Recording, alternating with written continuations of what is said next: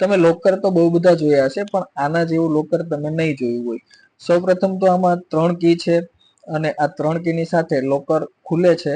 સૌપ્રથમ કીમાં ઉપર કી તમને જોવા મળશે, એના પછી નીચે 2 કી જોવા મળશે અને એ પ્રથમ કી પછી બીજા કી યુઝ કર્યા પછી પાછી પ્રથમ કી યુઝ કરવાની અને ત્રીજી કી યુઝ કર્યા પછી પાછી પ્રથમ અને સેકન્ડ કી યુઝ કરવાની, ત્યારે જઈ અને આ દરવાજો ખુલે છે.